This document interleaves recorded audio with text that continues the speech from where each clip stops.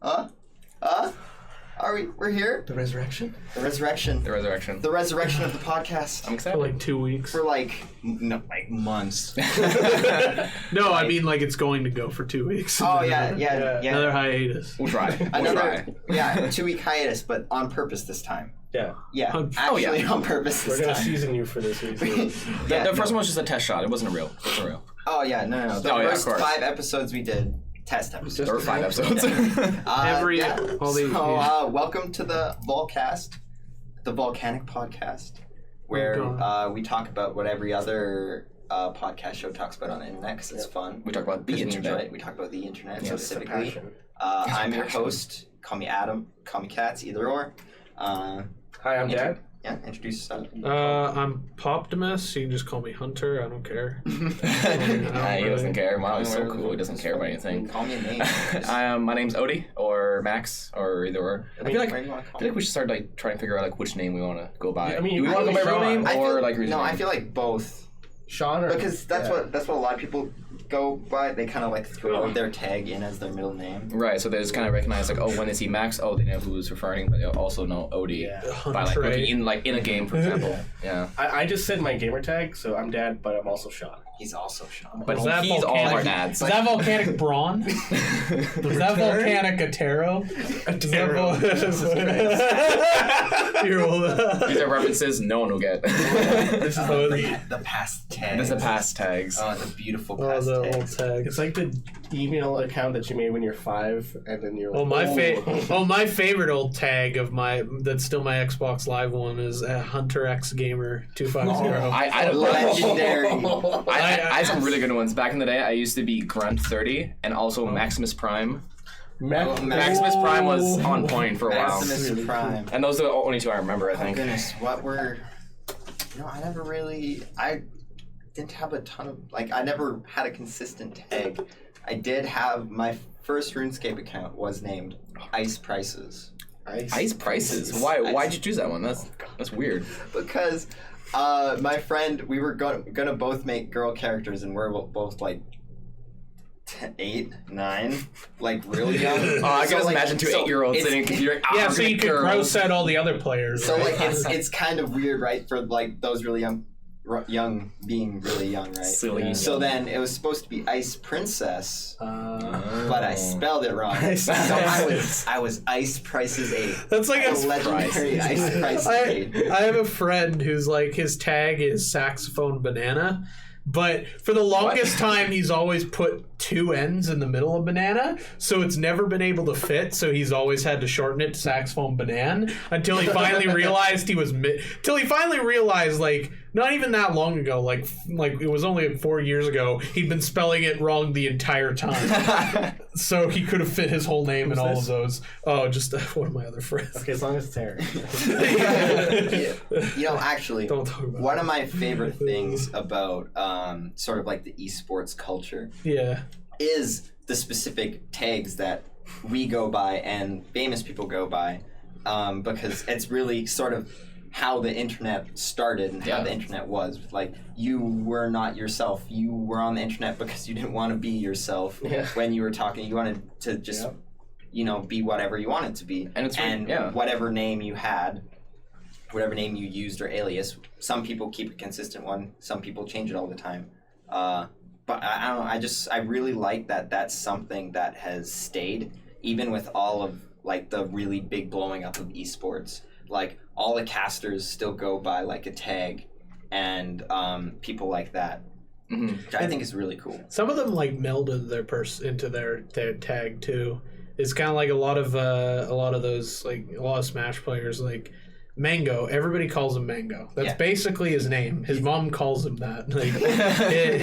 Like, that's just a funny thing. Or like D1. Yeah, D1. The tweet of like calling D1 D-Ron, and he's like smiling with his friend, and then he turns around, it's D1. Like, he's legit just super mad. Like, I've never seen D1 look actually pissed off. Yeah, it's just in like a split second. That's who you get to be known in the culture that you've built yourself into, right? Yeah. And that's kind of your identity. Yeah, I think I remember. Do you know the player Darshan in League. Oh yeah. Yeah. He used to be known as Zion Spartan. Zion Spartan. And I remember watching this one video about like how he thought of the Zion Spartan name and how he was treated at school, because he was like a 16-year-old guy who was playing like pro League of Legends, right? Yeah. And then everyone at school and all the teachers knew him as Zion Spartan. And like it's really interesting how like that was only his gamer tag.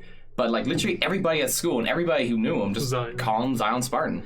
And he changed it too to Darshan. I don't know why though. Darshan is his first name. Oh, is it really? Yeah. I know that. So it's his real name. Have you guys heard of the infamous Static Manny? No. So his first tag, he's a Sonic player, and like I think he was in Brawl, and he was one of the best Sonic players. And then he moved over. He was a top level Sonic, but then he wanted to switch, right? So he switched his tag. He didn't want to be Static Manny, so he switched to like Hero. And then, like, a few months later, he switched to another tag, Instinct Spark.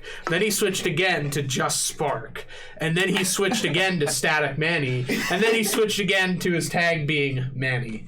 It's just so funny, and it all started with the fact that his name starts with Static, but it changed. He's changed it like 4 times. Of his name, yeah.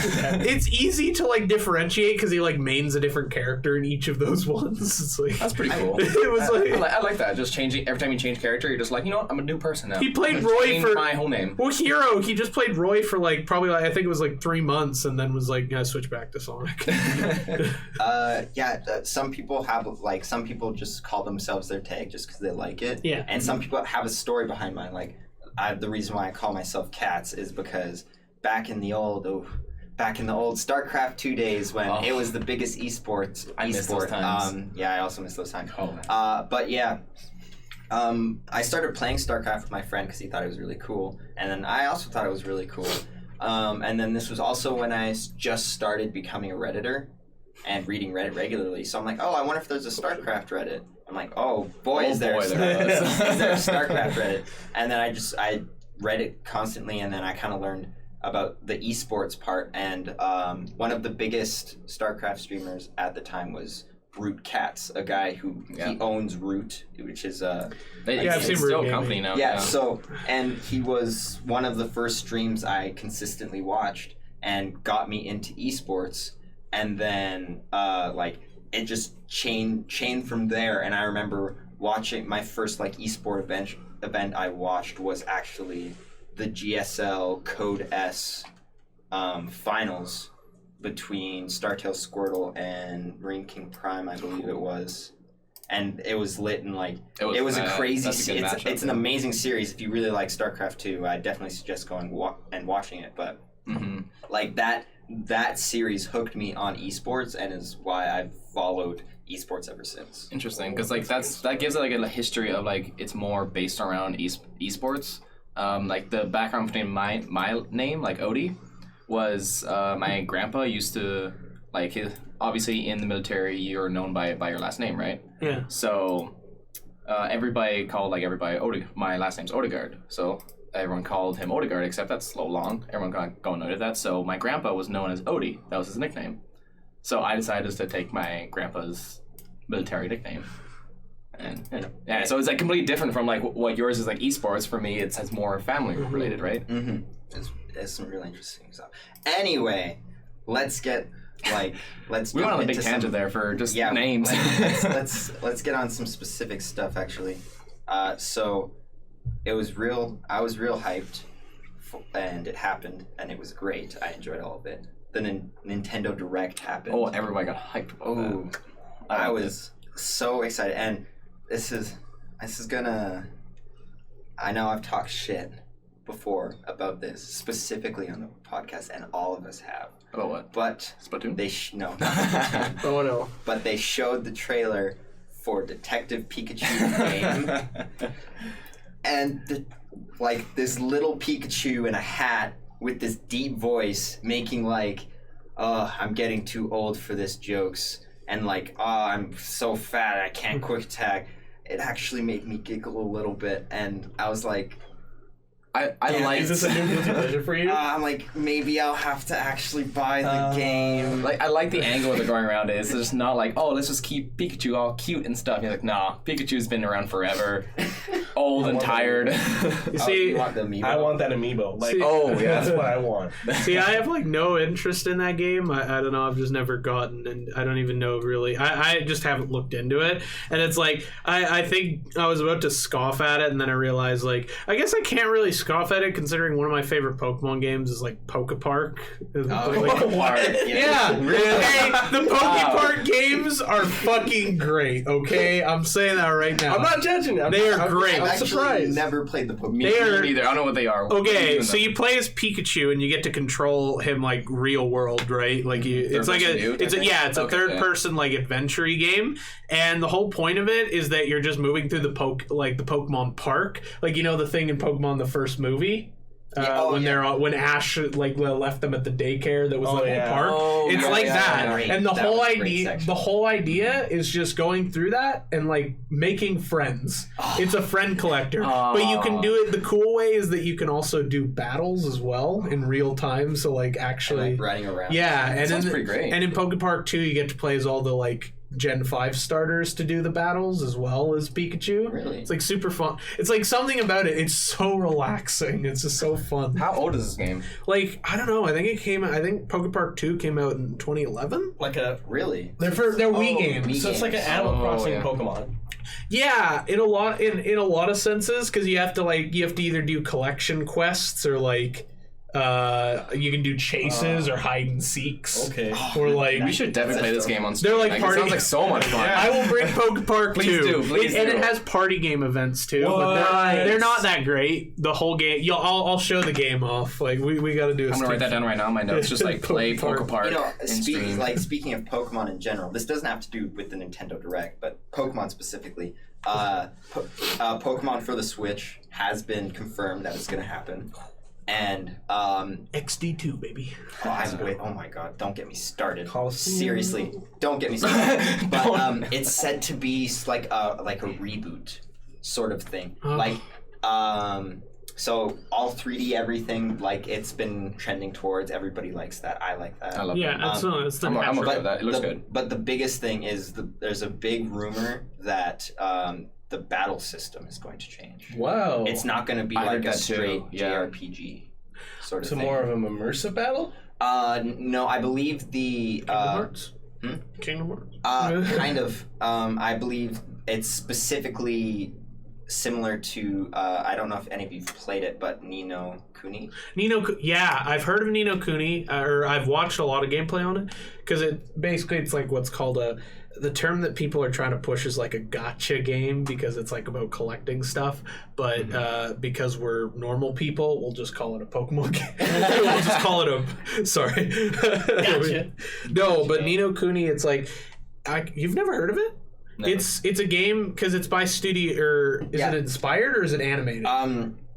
I don't believe it was specifically animated by Studio Ghibli, but it was.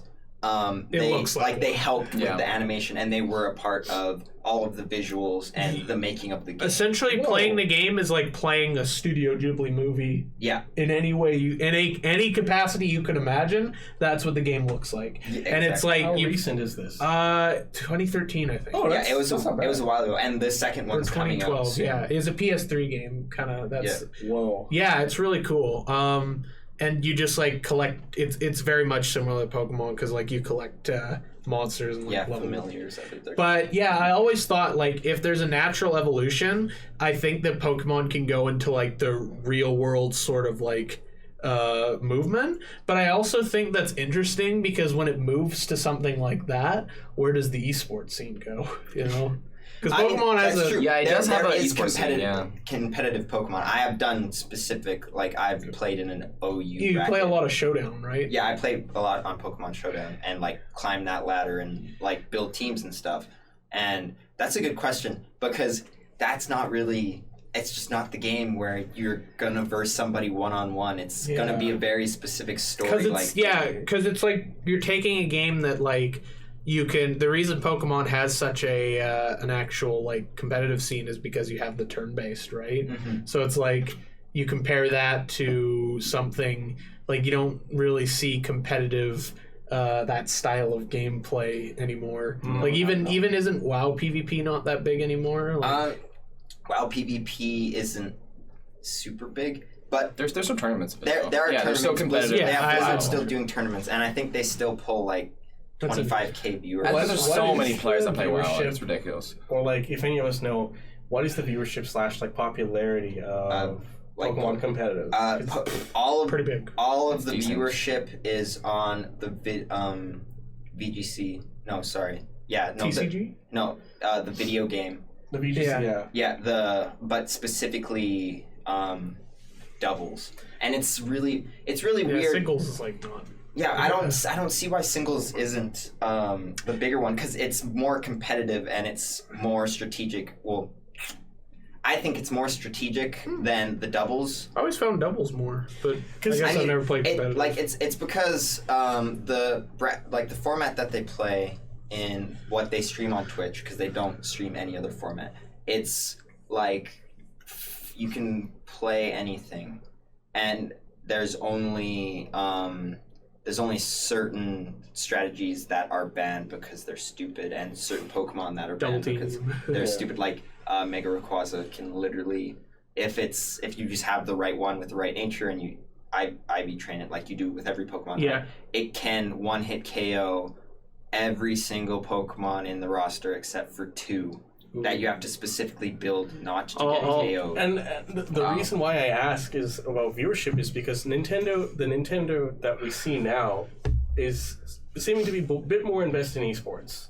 Like, if you look at how if we go into it later in the direct, with like how Splatoon and ARMS both have like an open now, and I mean, with the release of another game that's coming out on the Switch, that's coming up next. Let's wait to talk about that. Tennis, baby, the big one.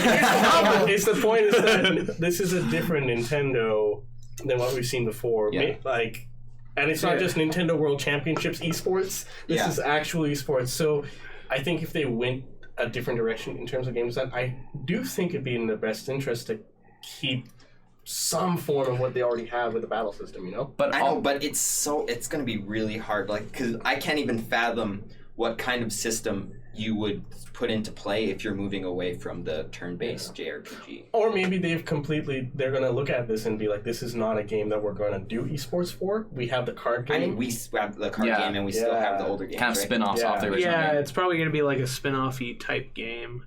But that'd be like super. Oh my god, an MMO.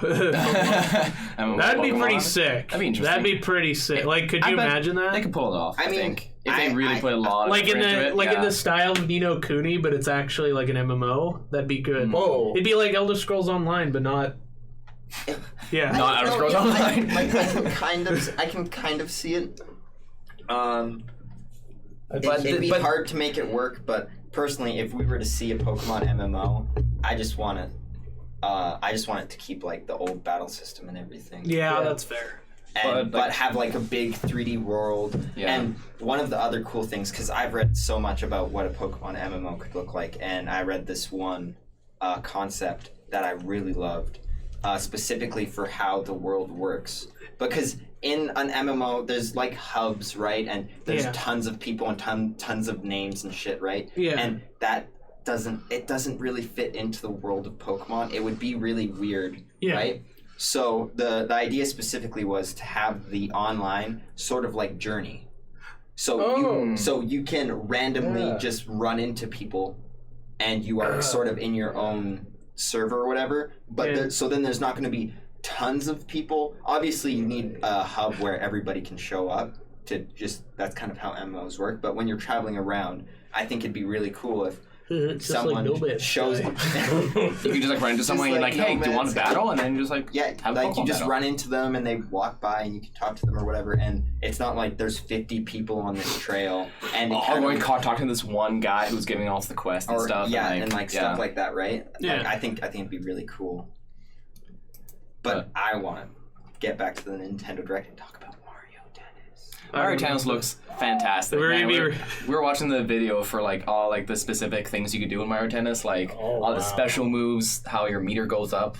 and like how you could break someone's racket if you just hit it hard enough. Like that's so cool, and they're adding so much depth to the game that it's very competitive. It looks like a new game. Yeah, it looks like, even like specifically with the special shots, it kind of adds the flair, and I feel like it can actually add a competitive element to the game. Because Jesus Christ. No, I'm not. like don't let it happen. No, I'm not kidding though. I mean, I could care less about the competitive part of the game because it just looks like a lot of fun, and I want to fucking play. That's it. Yeah, but it's it's definitely possible, and like with resource management and using your resources to be offensive or defensive, but also having different characters that have different like strengths. We saw that. Yeah, we saw that how they're having they directly said in the direct, if you're more for a more serious they talked about the serious aspects and the mechanics, right? Yeah. But then they're like, but if you want to have a little bit more fun, here's items and here's a story mode. Yeah, and, I just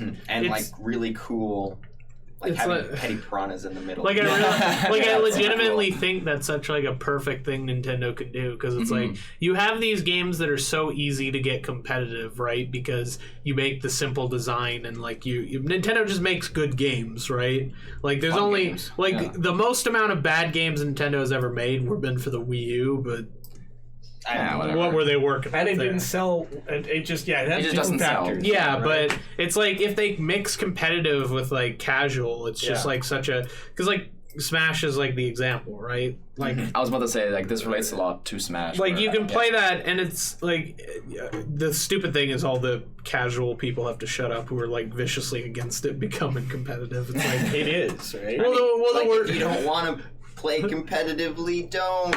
Items on. Right? The worst thing is that they assume that none of us can play the competitive or the casual game, and it's like no. The reason we started was because this was a casual game. I played Melee since I was 6 years old. No. It's just we got into it because and that's the thing is Nintendo's very good at creating a game has a very low skill floor. Yeah. But then the community makes that skill ceiling. Yeah, and it's like, shit, we can do a lot of stuff with this. Yeah, sure. Yeah. Melee is a great example of that. I mean, Smash in general. Yeah, definitely. It's next on the direct. I think one of the things I'm most excited for that I think looks the coolest in Mario Tennis is doing the trick shots.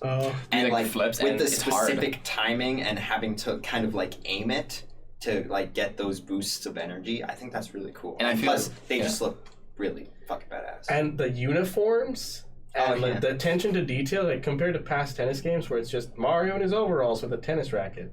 Like they've gone all out with level design. Design. It looks great. And the graphics look super good. Like everything looks very clean, and like animations look really good. Nintendo-y, yeah. I think I should play Mario Tennis. I was like thinking because I've never really played like any Mario sports games. Like they're pretty fun. Honestly. The Mario sport. I personally think the Mario sports games are some of the most underrated games on the planet. Yeah, I've just never like honestly, aside from Mario Kart, the spin-offs, I've just never really played all that much. But I realized like most times when I play tennis in games, like whether like I played a ton of Wii Tennis when I just had it because it was just something was basically fun. I've beaten all my friends, including the guy on the stream management in GTA Tennis, enough times. And he knows he's bad. We need a camera on the editor. See his just runs into the screen.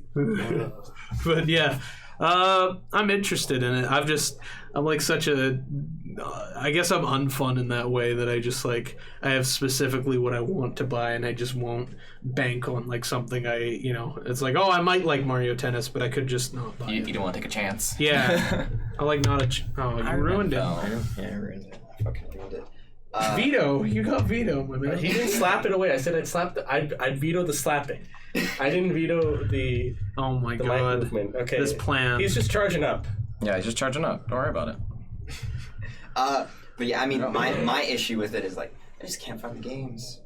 Like I every single time I go into a store, I'm like, please give me Mario Baseball, please give me Mario Tennis, give me Mario Soccer, like for the GameCube. Mario Soccer, didn't they made a Mario Soccer game, and it was pretty sweet. Yeah, I haven't played any of the new ones, but the one for the GameCube was great. You guys ever played Sega Soccer Slam though? No. Oh my god, I've never even heard of it. Oh my god, that's another game. So Sega was like, hey, Mario Strikers looks cool. How about instead we just make a game that's like a 3v3 soccer game with like ridiculous racial stereotypes. Like, it is probably one of the most racist games on the planet. I'm not even lying. Yeah, like the only culture they don't touch is Japan. It's like, what was it? Like they got the Spanish team or I think it's the Mexican team, El Diablo, right? It's just like, what you got all this. It's like I'll have to show it, but it's so funny because it's just like it's one of those soccer games where you can just run up and punch people, and then you like you go on fire and you kick the ball like a rocket. It's like a challenge soccer kind of game. Yeah, I just like. So the most important part of Mario Tennis. Oh yeah. Chain chomp. Oh my god, chain chomp. Oh, I mean, chain chomp. Friends? No, not friends. Already. You're already the gonna make most them. Powerful character. I disagree. I think. Yeah, no. Waluigi has wah. Chain chomp is gonna be OP. I guarantee you. Chain chomp is gonna. He's gonna be banned every tournament. I love how he just has the racket in his. Yeah, he just. It's not like they don't even try to give him arms or anything. I think Nintendo needs to realize like they don't have to go to the effort of finding these like big name like stars to join their games. They can literally take any random fucking character from anything, and as soon as they put it in, people freak out. It's like great. Chain Chomp, they put it in, and right? Everybody's like, "Oh my god!" Everybody freaks out. I mean, I freaked out. Like, did you? Yeah, you freaked out a lot. It's like if they just put Thwomp in Mario Kart, and literally he didn't have any animations. He just sat on the car like a brick. Perma angry face. He didn't make any noise. He didn't make any movements. People would freak out. They would. That'd be great. I would main him. Thwomp would be a great Mario. Every single time you jump and hit the ground. I freaked out when Duck flat when you're playing Thwomp though. Ooh. Wait, Thwompception. It just doesn't do anything. Too many Thwomping. It just bounces off of you. Alright, let's move on to what else is on Direct. The other thing that I believe it came out today, or it came out yesterday. Kirby? What? Kirby Star Allies. Yeah, that looks fantastic. The multiplayer, like the co-op, looks great. How you can like play with your friends and stuff. Mm-hmm. But like I remember playing the old Kirby. I forget the specific name of it, but it was for the Game Boy Advance SP. Oh. And it was it was so cool because like you just ran around and you ate things and you got new powers and there was like a ton of powers you could have. So the fact that we're on a Switch, like literally years and years of more power. Think of all of the enemies we can swallow and become. I've always I've been so far behind Kirby games because like the main Kirby game I played and I still love it. That's why I love Kirby is Kirby Dreamland 2 or what? Yeah, mm-hmm. For the Game Boy. Yeah, the original Game Boy. Wow. I actually didn't even beat that game until like a couple years ago. It was like, but and then Kirby was just part of my childhood. And I see this new game and it's like it doesn't have any like gimmicks. It's not for a weird console, so it's like. And it has DDD in it, of course. Gotta have DDD. King Daddle Dingo. Daddle Dingo. Triple D. I can play him in a game that doesn't frustrate me. Some of the powers that were shown off in the trailer looked really cool. Yeah, like the water and some of them were just funny. Like Kirby turns into a curling rock. Yeah, that one slides around. That's mine right there. That's my character. I know Ray.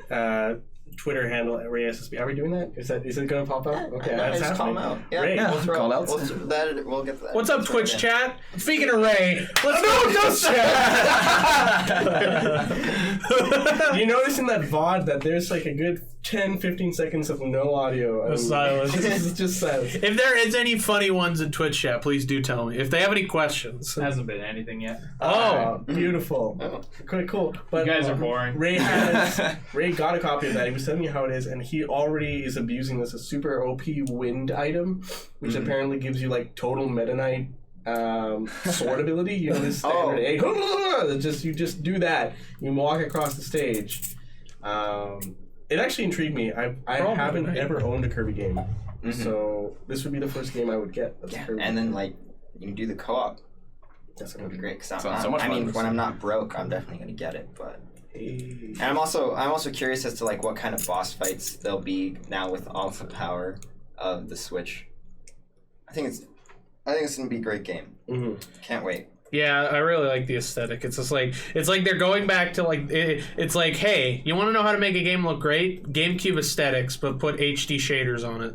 Yeah, exactly. Yeah, exactly. Honestly. And it's just like this game looks better than every modern AAA I've ever seen. The other thing that I thought was really cool. It's like it's not news or anything, but just the fact that they said the Crash Bandicoot Insane Trilogy is going to be on the Switch. That's great. And first of all, that those set of games, I don't understand. Like, first of all, the game has made a ton of money in the first place, but like that is how you do a remake, specifically remake of a game. Yeah. Mm-hmm. Of like these old games that we love, and we wanna like pull it onto these more really powerful consoles and like make it look good and just make it fun.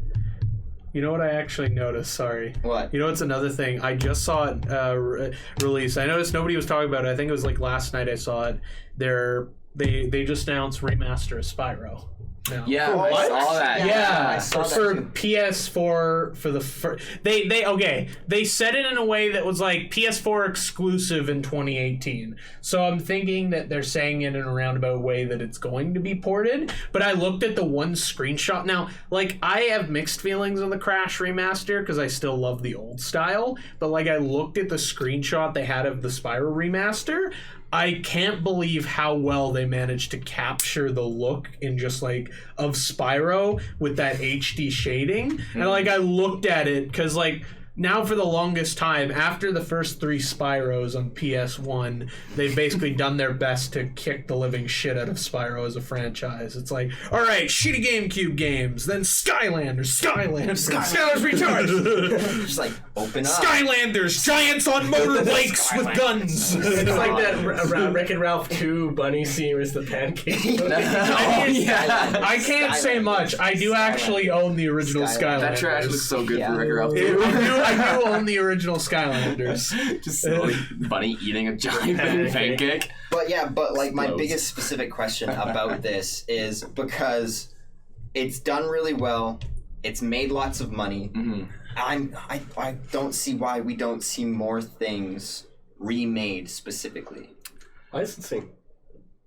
And like, it's risky. Like you touch that stuff that people actually love these type of old games, and if you screw it up, like you get so much backlash. No one will buy these. But you can't screw it up because it's a remake. It has been. You are. But they actually. You are remaking the game, but you're just like looking at this game and like, okay, we're just gonna make that prettier, and we're just gonna make it again, and we're gonna make it work good. Well, they actually did change a little bit about the remaster. I know they changed the the Crash's like box, right, like his dimensions. But that's a of how he interacts. Thing, you know. Well, actually, it makes it harder. Really? Yeah, the Crash remaster is like people were the whole like it's the Dark Souls of platform, you know, the stupid thing like that. Yeah. It's actually not really a joke. It's been made harder due to the changes to his like hitbox. Mm-hmm. So now jumps that like normally you could hit precise in the originals, it's like really slippery. So it's to answer that first question about why is it hard,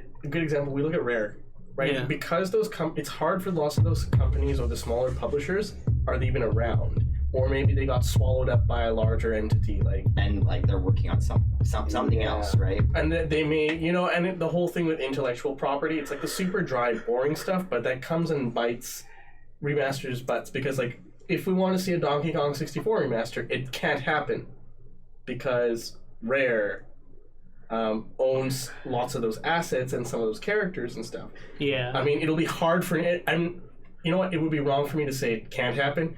Nintendo has the money to say, be nice. Yeah, but that's if Microsoft wants to play ball. Exactly. They don't like playing ball. Yeah, they really don't. Owns Rare. That's why we don't have Cuphead on the Switch. That's why we don't have...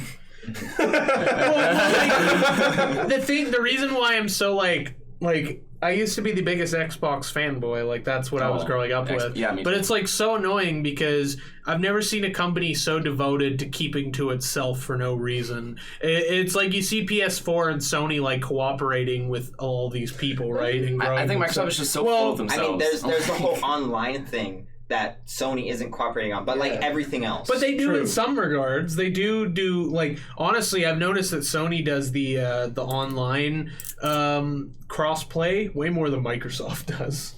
Yeah, I think Sony only lacks crossplay in Rocket League and what's that other game that's... They have crossplay with PC, though.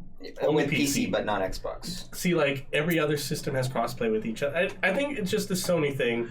But it's the same. Microsoft plays the same game, though. Yeah, okay, so Microsoft was going to say yes to the crossplay of Rocket League? They did. Yeah, with PS4. Yeah, they said they wanted it to happen, and Sony was kind of like, no. Yeah, but that's also strategic in the sense that it cuts the market of the Xbox One, which is, like, fair, I guess. But either way. No, but totally. Just a tangent. Third party, we want more remakes, more remasters. Everything should be on PC. I want more remasters. Remasters can just come out bad, but I feel like if you're remaking the game, you literally have to put the effort in to make it good. Solar Amiibo. You see, I just want Dark Souls remaster. So this is what the Souls YouTuber VatiVidya said, is that all you gotta do, for the people who know what I'm talking about, all you gotta do is just make like a Scholar of the First Sin for Dark Souls 1, but not god awful like Scholar of the First Sin. Like, the idea of it, just not anything pertaining to Dark Souls 2, in any sense. That game is... Don't. Like, I'm gonna tell you now, and this is, like, honestly, as a Dark Souls fan, you have no reason to play it. As a casual gamer fan, you have no reason to play it whatsoever. If you're a casual, like, player and you just want to play a Souls game, play number 3. Avoid number 2. You do not need to play it. So, our last and the most important part of the Nintendo Direct. Splatoon deals. Octoling expansion. Yeah, I got a squid kid, but not a squid. It's an octopus. He's a squid, but he's a kid, but he's not a squid. Since I know none of it, for like a quick point to it, since none of us actually give a shit about Splatoon all that much. Did anybody get weird vibes from that trailer? Yeah. No. That was like, the sexualization was like really the way weird. She was walking, and the curves, the weird, and like the really weird tight. She's like 10. It's so weird. That's like, so weird. They were dressed like Biggie and Tupac. We're gonna get a holographic squid now. Other than that, that's about all the time I want to give Splatoon. I mean, to be fair, the stuff they showed for DLC, like, that looks like some meaty DLC. That it looks pretty impressive. It looks only $20. Something something you'd want to buy. I mean, if you were in Splatoon. You see, if Splatoon actually had like a proper peripheral instead of just whatever the toy you use to play it now, I would play it. Because like I just using whatever aim features there are in Splatoon is just... I'm pretty sure you can just use radar controller. Yeah, but it's a pro controller. Yeah, but that's not a mouse. I see. Yeah. I feel you. Like, there's stuff a controller is good for. Just but what was shooters or not? The last thing, yeah. But Okay. More important than Splatoon. So I know most people weren't fooled. I remember reading Twitter, and most of the Smash people were like, "Yeah." As soon as I saw like the kids, I'm like. The kids are like, yeah, this is Smash. When I first saw the kids shooting each other, I'm like, are you fucking kidding me? Is this another Splatoon Did you just show me Splatoon and be like, hey, we're done, guys? Splatoon 3. Oh wait, we got one more thing to show you. Splatoon 1 remaster. Here's some. It's like, here's some more Splatoon. I'm like, I'm sick of it. Oh my I'm tired. God, I know. seriously? I wasn't fooled. And then the Smash logo hit. Were you fooled? Huh?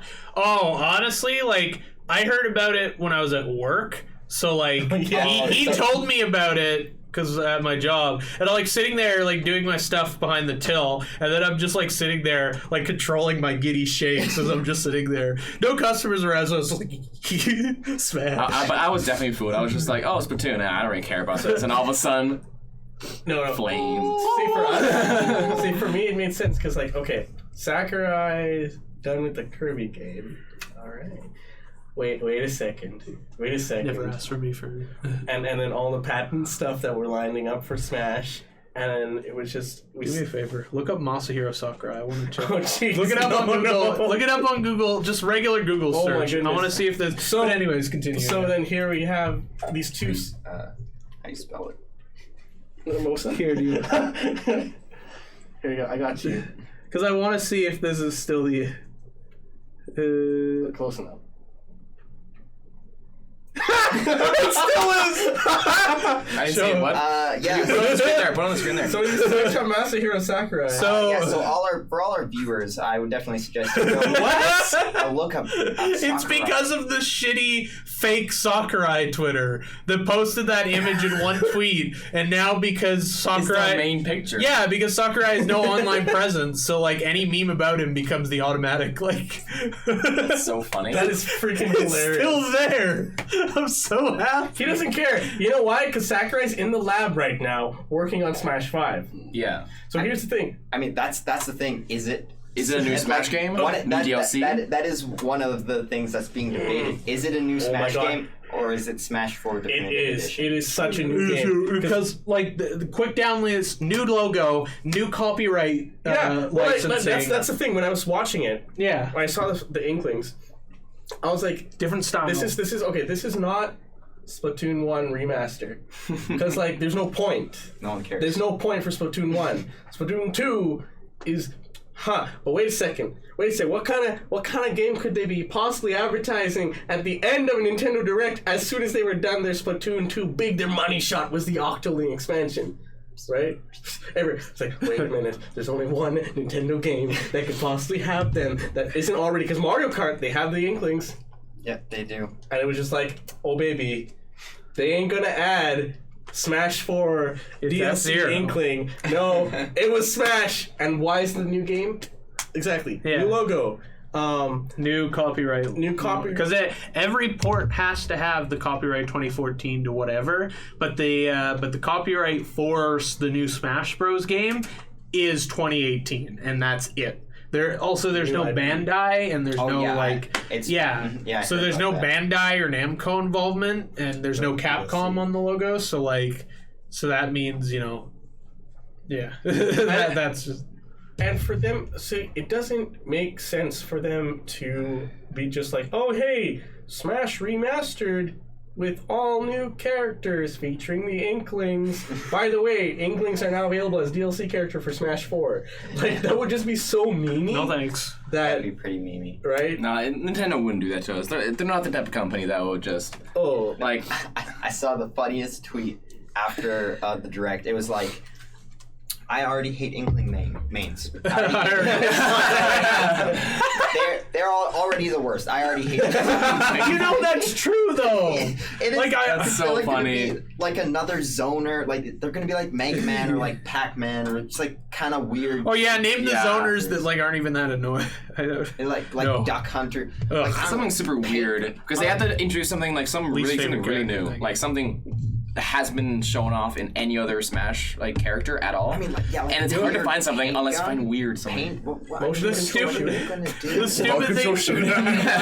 Oh, that'd be so. The C stick is you aiming. That's you see that's weird. Yeah. You see, I kind of like how I'm so jaded that I've been hoping more for what characters I don't want coming back more than I do want for Like, I honestly don't mind a smaller roster as long as it's concise. Because like, if we're going right off the bat, I'm sorry, almost every Fire Emblem character except for like Marth and Ike can just go. All of them can go. No, Roy is pretty good. Roy is not my boy. No, Roy is my boy. Melee though, so I think he's gonna stay. Okay, well I can. The way that I can be okay with Roy is because Roy's roots are in Melee, because like he was in Melee before his own game, so I'm okay with him there, even though he's all herbal. But you don't mind like Lucina or... No, I don't care. Like, I'm not a Fire Emblem player, so I mean maybe it doesn't hold any weight, but like you have to admit, the favoritism towards Fire Emblem gets a little like it's a bit much, and most of the Fire Emblem fans aren't even grateful. They say they want more, and it's like just fuck off. You have so many characters in that game already. Exactly. Like, and then the other thing is the part that pisses me off the most is they're all almost the same character. They're all the same And thing, yeah. for some reason, we needed to change Falco, right? we needed to change not Falco, not the Dr. Fire Mario. Falco's not been the same since Melee. They complete shadow. They were like, hey guys, let's just take Brawl Falco, slow him down, and take away his chain grabs. Yeah. It's like, yeah, it just doesn't make sense. Yeah, and then and he's like, but we have Dr. Mario, we have Dark Pit, we have the entire Fire Emblem cast, which is just different flavors of Marth. Almost. And where they do damage and how where specific things, yeah. They need more. Yeah, like there's tons of There's tons of games that need more representatives. Like Donkey Kong comes to mind. Like 2 Donkey Kong represent. Yeah, Lanky Kong. Lanky Kong. Lanky Kong. K. Rool needs to be in there. Like Russia. Yeah, like Donkey Kong needs more reps. Donkey Kong and Diddy Kong. I want some more Metroid. I want another bounty hunter in there. Yeah. Yeah. Because Samus is only Metroid and So you want something like the villains or like? I mean, yeah, like a villain. I didn't even know there was really any other Metroid characters. To be fair, most of the Metroid characters are giant, horrifying beasts, and the only other characters are from that one Metroid game nobody remembers. They could do Dark Samus. I'd be okay with that. With a completely Dark Samus. Oh my goodness. Ridley, I don't want to ever have in Smash because it's not funny anymore. Size issue. Okay, we're gonna move on real quick, but quickly, name one character you want in Smash. What, in Smash? In the new Smash. Oh, jeez, this is a big question, man. Okay. New character? One new character. You can pick anyone. Waluigi. 100%. He's so lanky and even though it's never gonna happen because Konami sucks stuff. Yeah. It's Simon Belmont. Springman from ARMS. No. Oh my god. You know what's gonna happen. But yes, it is going to happen. I want stop. Not Bayonetta again, but it's never another Bayonetta. Who do you want to see, Cass? Oh god, who do I want to see? I want to see Snake. Snake. I mean, it's dead. Bringing back Snake would be really nice. That'd be so cool. Hide in a box. It'd be really cool. Rocket Fist. I think it would be cool to have Crash. That'd be very That is a big chance. Crash or Banjo-Kazooie, or it was on the tip of my tongue. Another Star Fox character. Oh yeah. Wolf? I mean, you bring Tricky. No, the toad. Wait, what's the toad guy name? Yeah, what's the name of the frog? Slippy? Yeah. Slippy, yeah. Get Slippy in here. Slippy. Prince Tricky, Smash 2018. Because Slippy. I would have made Slippy. Literally be a barrel roll. Just take Falco's fare and give it to Slippy because it's a barrel roll. Solaire, because it's coming on Switch. Dark Souls is going on Switch. And there's a Solaire amiibo. Alright, let's move on. Let's move on from Nintendo. What's next? Yeah. Or is it going back to Nintendo? Do we? No, we're actually gonna jump. We've been talking about that for a while now. Real quick, and we're gonna jump into the world of cinema. No. Well, there's just one. I'll just thing tag the editor. One big thing. Like this one little. Well, thing also this has been called, going for a while, so like. Like one little thing called the Han Solo movie. Yeah,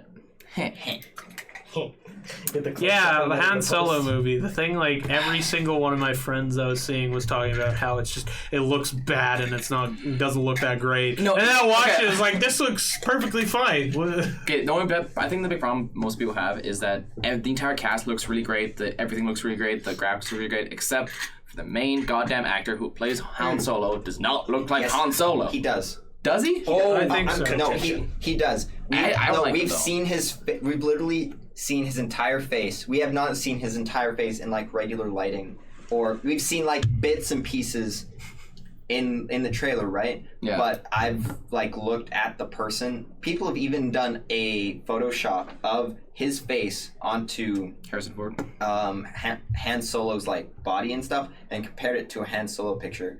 And he just looks he actually does look maybe it's the trailer that just gets thrown off. The trailer is kind of throwing, and I don't. Or maybe he's overshadowed. I don't really care that much.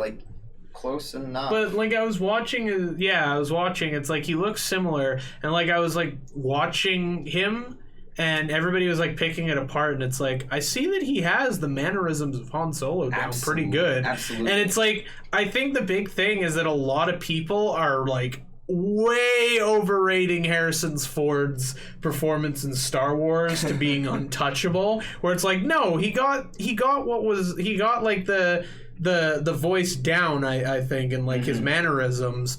And like, you're going off of Harrison Ford's arguably one of his weakest movies, like for overall. Like, I love the bigger movies, but him, like, he didn't make the Star Wars movies like what they are. Like, he was a good part of it. He's a great actor, but it's like his performance wasn't like godly, untouchable. Well, he was a young actor. It was one of his first performances. Yeah. Like, and he did do a good job. It's just it possibly can be beat. It's just a lot of people were thrown off by the actor in the trailer being not exactly look at him. Right. But I mean, like, that might change when the movie comes out. when you actually, I don't know, see his face better in the movie. Yeah. Like that. But the other thing I saw people complaining about is like, why are they making Han Solo like seem like he's like such a badass and stuff? Like, Han Solo's just kind of like this regular guy. He's kind of badass. Who drives. You hear something called the Kessel Run? He drives the Millennium Falcon and stuff. And Han Solo is just a regular guy who drives his car with his cat. A regular guy. With his giant cat.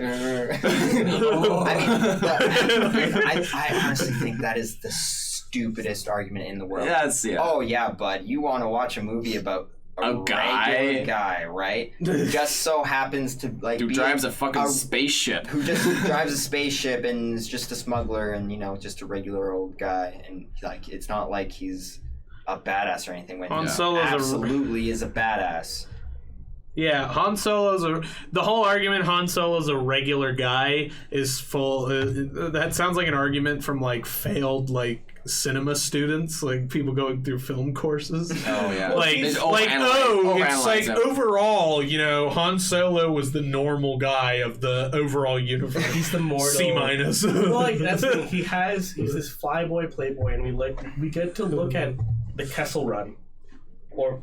Maybe that's maybe. What we think. That's probably because it's this heist. It's a heist movie. How can you have regular old guy Han Solo gets duped by Woody Harrelson? I forgot Woody Harrelson is in it. He gets caught up. I think that's the only thing I can complain is that part of my suspension of disbelief is gone just because Woody Harrelson is in it. Like you can't put him in a movie that's like fantasy related without it being weird.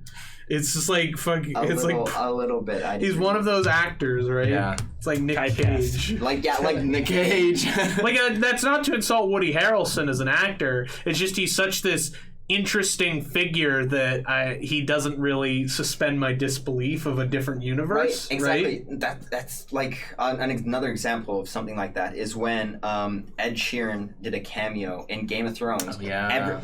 I loved it. I thought it was. I liked it too. I enjoyed it. I really liked it. But so many people were. I kind of understand people's like thoughts and their argument about it. It's like Ed Sheeran's like this musician guy that I know in real life, and it kind of takes me out of the Game of Thrones world when I see him in it. So it's just like fantasy. I think that's kind of stupid. I think he definitely has the Game of Thrones look. And as a person, the one scene, like it's a singular scene. Yeah, like come on. Yeah, because he's not like a beautiful person. He's not like I'm sorry. Sheeran. No, you're cute. I don't. You forced me to listen to your boring songs 9 hours, 8 hours a day. Come on. I'm sorry. Songs. Play some video games. Yes, I'm sorry. Call you pretty and stuff. I really like it. I'm a big Ed Sheeran fan. That's just you're not. But I don't think we touched the most important part of the Han Solo thing is Lando Calrissian, our true love, Donald Glover. The best casting ever. Literally the best casting ever, and. I know this is. And everybody predicted it too. Everyone's just like, Donald Glover make great Lando, and they're just like, yeah, we agree. Bring him in the Han Solo movie. Yeah, bring me Han Solo movie. Wow, it's almost like when everybody says one person is great for a role, and then they're right. It's like everybody was like, hey, look, Bryan Cranston would be the perfect Lex Luthor. Nah, Jesse Eisenberg, I think is gonna be a better choice. I mean, to be fair, I haven't seen the movie, and I've been told that his performance as Lex Luthor was terrible. But when I saw the trailer, I thought it was an interesting direction to take Lex Luthor in, and I kind of wanted to see it. It was different. It's different. Yeah. But back to Childish Gambino and Donald Glover. Yeah.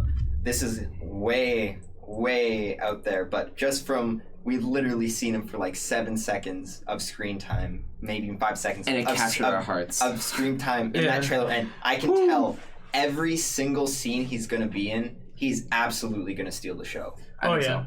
It's sort of like he's sort of going to be like Kylo Ren.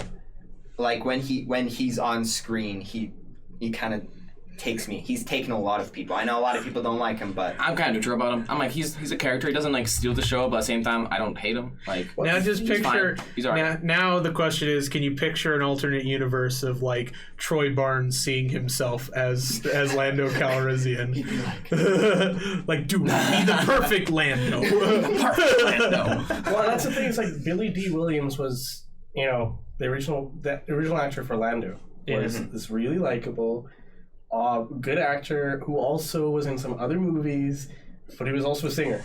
Mm-hmm. He did music. Like it fits on so many levels. It fits on too many levels. It's too deep. It still makes me so aggravated that Lando isn't in the new Star Wars movies yet. Oh, because it's like it's this constant. It's like, oh well, we just feel like he didn't have a story here, and it's like you could have said that about everybody else. Yeah. You could have made one. The whole thing is new. Like you could have just. They're trying so hard to like get the new Star Wars movies so far away from the old ones because they're like trying so hard, like, oh, it's Star Wars, but we're gonna make a different Star Wars, new characters, new everything, but just and kill off all the old characters, but just kill them all. But give people the nostalgia bait at least a little bit, right? Yo, Chris, what are we on for time right now? We're at 56 minutes. 56 minutes. 4 more minutes. So we're like almost done because we want to keep this. Anything else big? Let's move on from Han Solo. We're jumping off of topics. No, we're done. Off of topics. Well, we're not done. But okay, so that one bit of homework that I watched like 2 minutes before the podcast. Oh, no, sorry. No, we have to talk about that. Yeah. Oh, shit, never mind. Yeah. No, we have to talk about that. I didn't hear about this. Have you forgotten about Infinity Wars the entire time? Oh, okay. I see. The new Infinity War trailer. Yes. Okay. Yes. So, Sorry. Iron Man intensifies. Play that in slow motion, but to like the. Sorry. All right. Like Stop talking about it. podcast. Stop playing with toys. And scene. Anyway, so I love Spider-Man. He's my favorite superhero, and oh my god, he made a funny joke. He actually made a funny joke. Look, I fucking hated the joke in Civil War. It was so bad. What? Excuse me? You guys ever seen that old movie? Empire Strikes Back? Oh, don't remember that. With the thing with things and the legs go around. It's when he's swinging around Giant Man. Was that? Oh, I hated it. Oh, I feel like that. That joke just kind of just. I mean, like that was funny. It was went more right past me. Don't remember than. It was like, oh, hey, he's a kid. He's a kid just like me. That's an old. I feel like that's perfectly like. No, I feel like that's a perfect like dumb geek thing for it's a good trope. for Peter Parker, a young one. It's not a bad trope. Because he's supposed to be kind of awkward. Like so honestly, he's supposed to throw out bad jokes everywhere. Okay, I mean, if we're going, it's not the joke specifically. It's the phrasing. It's how he did it. You guys seen that old movie? Like just. Like make the direct reference it's the because they're just trying too hard. Yeah. You're not pulling people in if they like. It's the forced meme. I'm like people know if they know they know and if they don't they don't. Hey, he could have said something like, "Hey, I didn't know we were on Hoth." And then, wow. I mean, sold. I mean, something, right? Okay. But most people will get that reference, honestly. I love. If they don't, someone will explain it to them. You know what? Honestly, after watching the trailer, all I knew was from like the one part. I was gonna think, man, I can't wait for just how out of place and like to the formula and to the flow of everything that the Guardians of the Galaxy are going to be. And I watched the trailer and it's like, it's going to be perfect. They're going to make everybody uncomfortable and ruin the synergy for good, like for like a perfect... I loved it. But your plan sucks, yes. So I'm gonna... I really like your plan, except for one thing. Your plan sucks. You should let me do the plan, so then maybe the plan will be good. Yeah, I like that. I like it because it's like clashing. It's pretty much clashing kind of not two universes, but like two big movies that were separated for so long, and we knew that was going to happen. And as soon as they clash, they're just like, no, I'm the leader. No, you're the leader. I'm the leader. No, what? It's Star-Lord, right? It's Star-Lord because you have two egotistical leader types. Completely fold themselves. Right? Well, it's just so funny too because it's like you said, Guardians is so far away from all the other Marvel universe. The only like real reference to other universes they had was like from Howard the Duck. Oh, Howard the Duck references. But those didn't really work. And then I'm wondering what they're gonna go for with the tone, because I know that like a lot of Marvel movies have been like shifting between, you know, the more serious and like then there's the really funny ones. I don't know. Yeah, So it's Thor. It's like Ant-Man and then like kind of Thor. Well, Thor Ragnarok was almost a comedy. Okay, Thor Ragnarok went a little bit too far, I think. Like, it was a very good movie, but they were just like, enough with the jokes. Well, maybe a tinge too far. Just like, just Too much. It's that comedic thing, right? Where something awesome will happen, something exciting happens, and then it's just like, because the audience is just like, oh my god, did that actually happen? And then someone like specifically when what's it called? Where Thor lives? Where the Asgard. When like Asgard blew up, it was like, oh shit, that happened. And then what's his face starts talking, and I'm like, seriously, dude. Are you okay? Like this could have been this was an amazing moment that we could have left it and just saw. I didn't mind that because I absolutely love that character. He's so great. He's so good. So that's the thing. That's not Korg. That's Really? You'll have to say by what did the character look like, because I haven't seen the movie since theaters. So like, I honestly don't. Was he the Rock guy? Was it the Rock guy? Yeah, the Rock guy. Yeah. Okay. Also, So Chris just mentioned that the Rock guy was actually the director. Yeah, Taika. Hey, Yeah, the voice. Hi man. Hey man, how's it going? Hi man. that's the thing, It's like, called a revelation. We saw a revolution. You want to join? That's the thing is His that voice was perfect. when you look at the more recent film Black Panther, it had humor, Black but Panther. it didn't do that at all. It was perfect. If there was a moment of gravity, it was there. It was like, did that guy just die? Oh, he's dead! And no one's telling me that he's dead in a funny manner, right? It's like, and so I think for Infinity War to succeed, you know, because they're saying, oh, a lot of characters are gonna die, and like, I mean, a lot of characters will get resurrected too. I mean, you gotta let those stick. If they die, they're dead for a while. And like, don't make a Joker or anything. Yeah. Like, just let it happen. Right? You know what? I'm actually interested, because I think one thing I was interested is when they're gonna actually like, you know, finally like fire off the connection between the TV shows and the actual movies. That's good. Because they haven't really. I'm pretty sure it like literally has to happen in the Infinity War. Because they haven't done really all that much, and like one of the cool things was I used to be really up on watching Agents of S.H.I.E.L.D. Like that was the one Marvel show until I don't have really all that much time to watch those shows anymore. But like, it was so fun watching Agents of S.H.I.E.L.D., going to the theater and watching the movie, then coming home to the very next episode of Agents of S.H.I.E.L.D. and them talking about the events of the movie and like stuff that happened. It was like, you know, That's why I like Daredevil. So cool. Yeah. I fell off with every other Marvel series. I watched 2 episodes of Daredevil, and then all of a sudden there was 16 new ones. Yeah. It was like, so what, you like Daredevil? Iron Fist, Jessica Jones. All these things. Jessica Jones, Luke Cage, Inhumans for like 1 season. Oh my god. Oh god, no. No. Just slowly. And then there was how pathetic DC. It's Can we like please make like an emoji of that for like our stream? Just the Wreck-It Ralph buddy, just like yeah, please do. throwing in the Oh my Marvel. goodness. I was like, oh, you got used in to the video, please flame? do It's it. like the Wreck-It Ralph bunny, like throwing in the. But that's the thing. Going back to how Infinity War, it's gonna be that movie where this is the biggest bad guy ever. Yeah. Marvel just got good at making good villains. I mean, Yeah. definitely. They Killmonger was an amazing, And Vulture. they're amazing villains, right? But I actually think Thanos might, from what I've seen in the trailer, I think there is potential for him to be a legendary villain. Oh yeah. Even though some in Heath Ledger's his portrayal of Joker, right? What is actually legendary? Best villain approach of all time. Well, one of the best. I mean, a lot of, but I feel like there's a lot of potential because in the trailer we see specifically Thanos and little Gamora, right? So we're gonna go into some backstory. We're gonna talk about bone death. Yeah. Hey. We're gonna talk about his backstory. It's literally part of his backstory. We're gonna talk about his feelings and his ideals, and we're gonna see him kick ass and how he got so much power too, and how he brings that. And I feel like it could be amazing. One of my favorite things for this is because I'm somebody who knows a little bit about comic stuff. It's just what I read and what I know. I don't read it. It's stuff that I absorb through reading wiki and stuff mostly.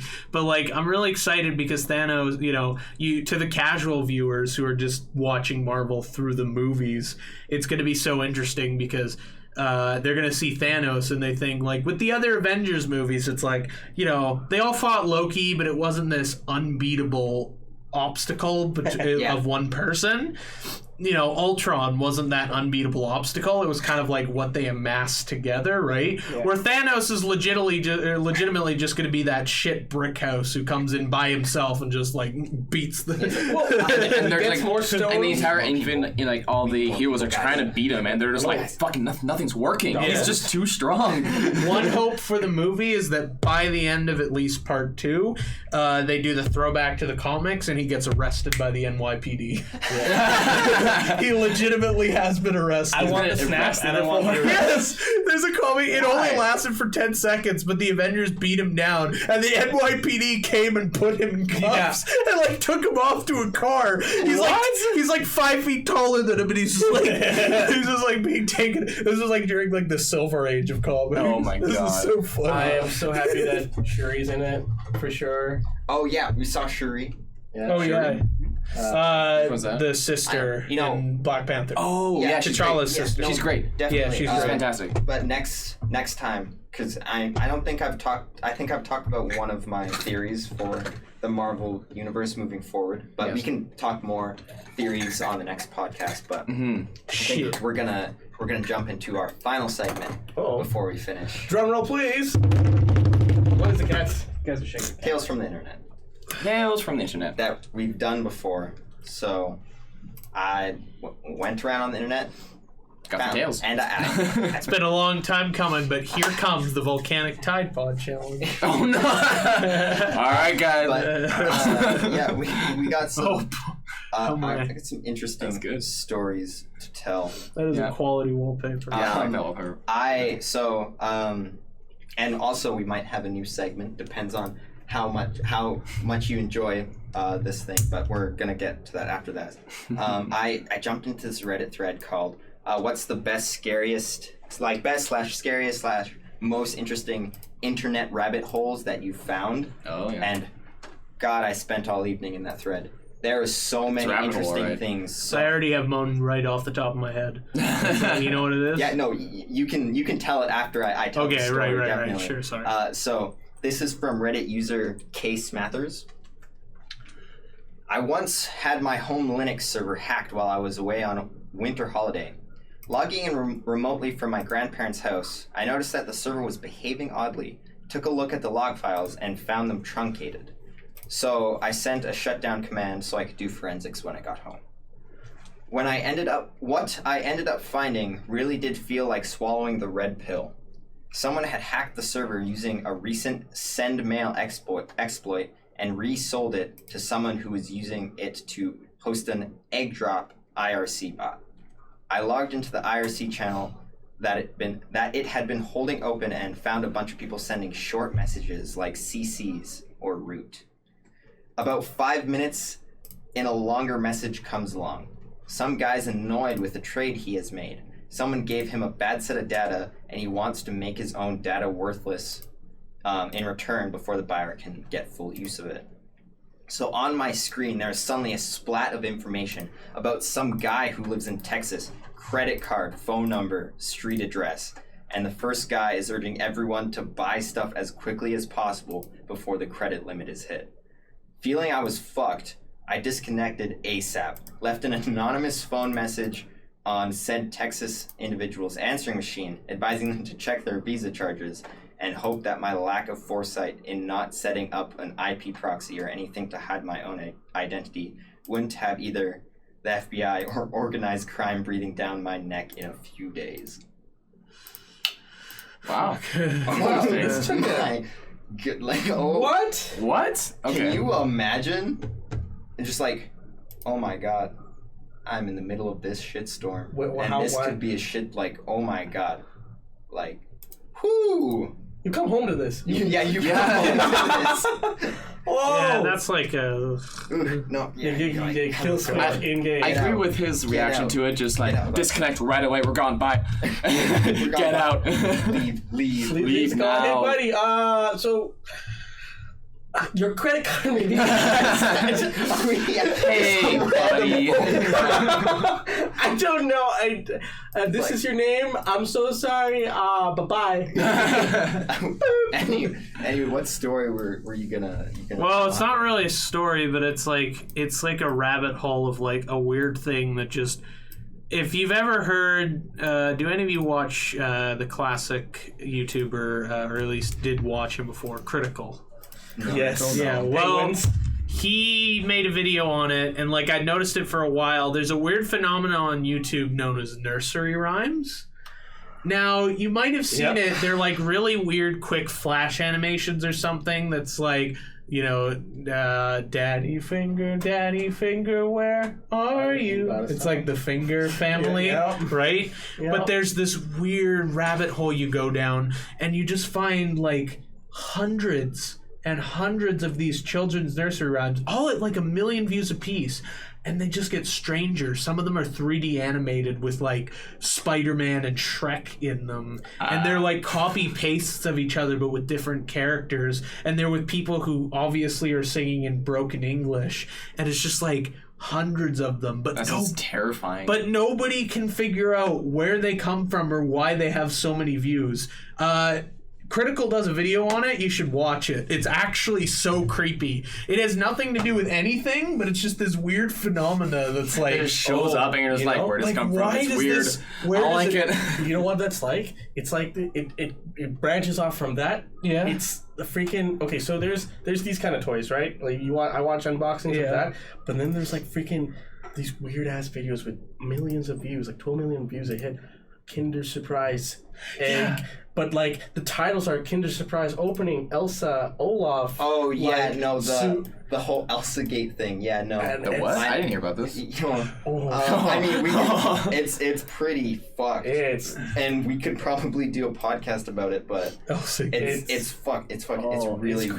really weird. Speaking of other creepy things, when I was in this thread, apparently there's a group of people who, before Chuck E. Cheese was a thing, there was this pizza place that essentially did the same thing before Chuck E. Cheese. I know, but it's actually kind of connected to that weird stuff. They had animatronic animals, right?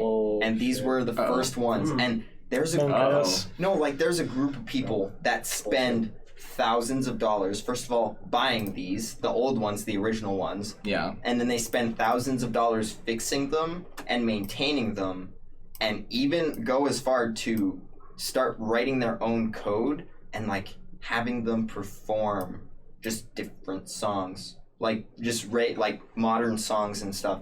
And like I watched a video of a bunch of like bears, and a bear with a piano, and a drummer one, and they paid like a 9 Inch Nails song. It was weird. It's just odd. Like, people are interesting.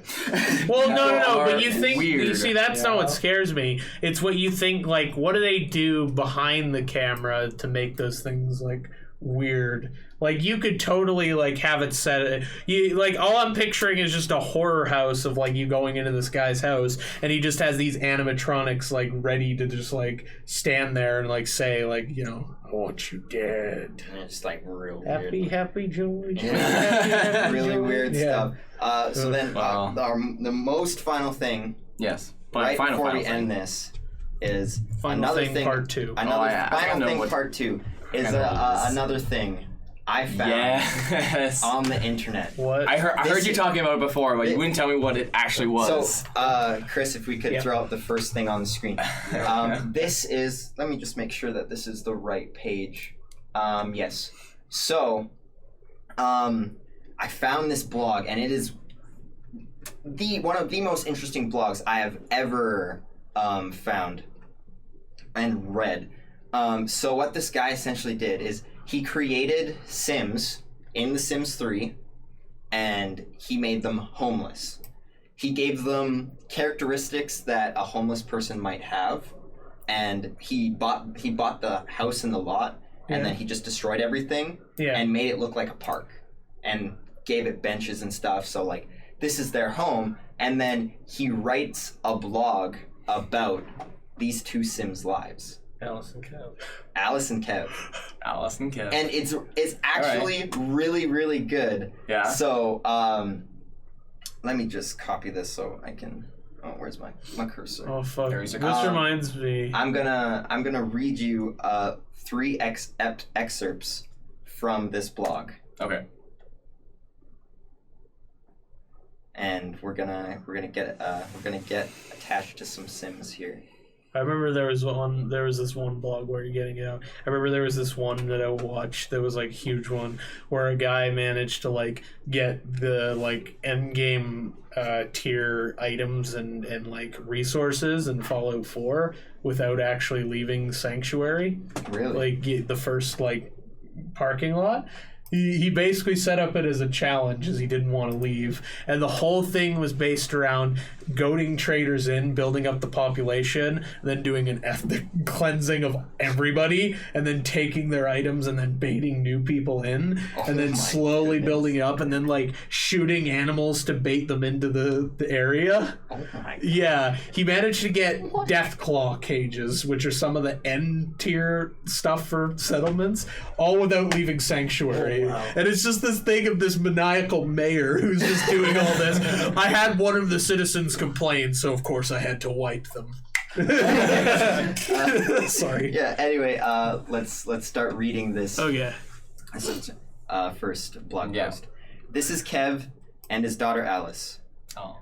They're living on a couple of park benches, surviving on free meals from work and school, and the occasional bucket of ice cream from the neighbor's fridge.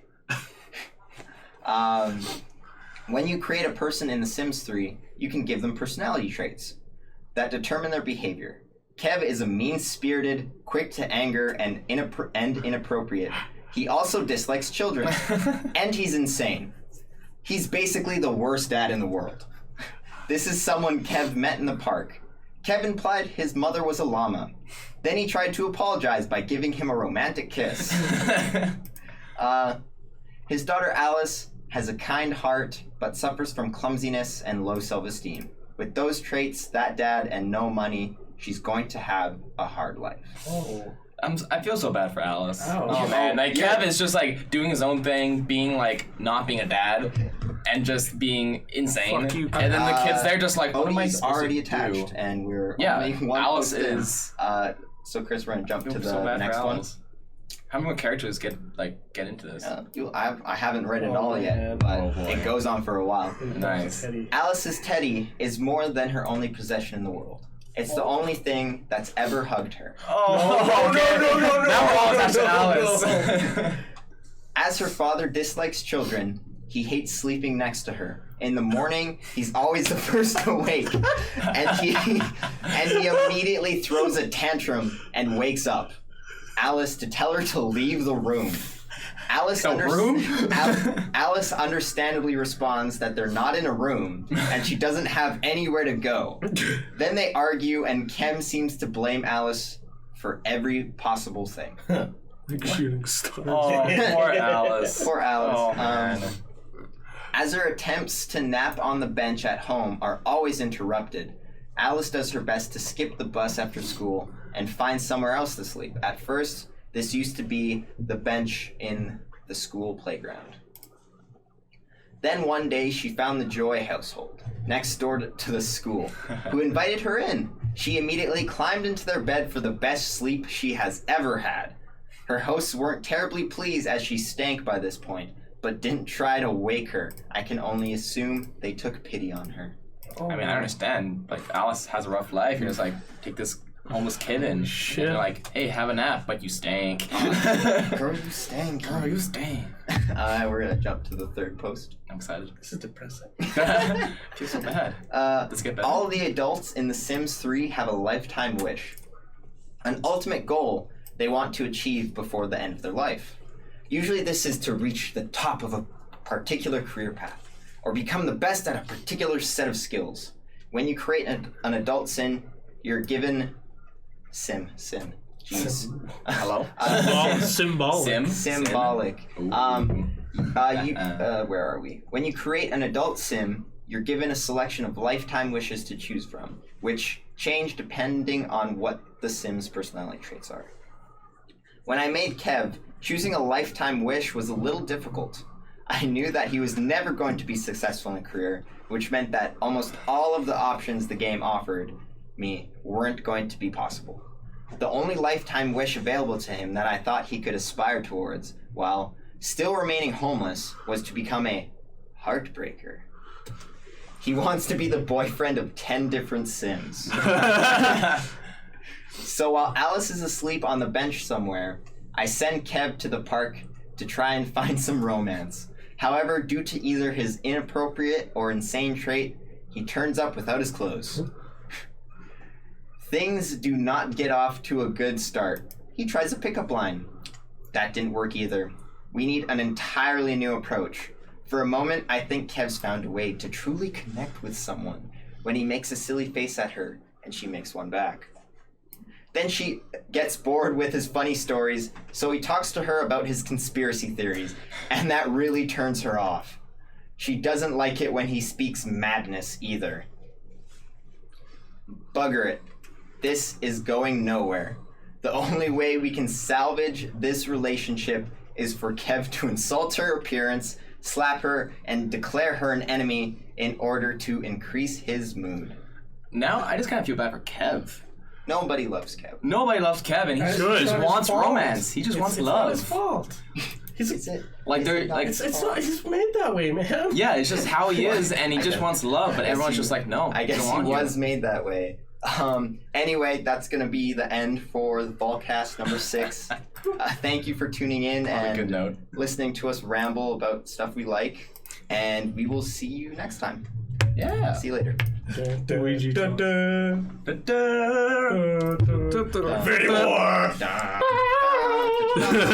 war.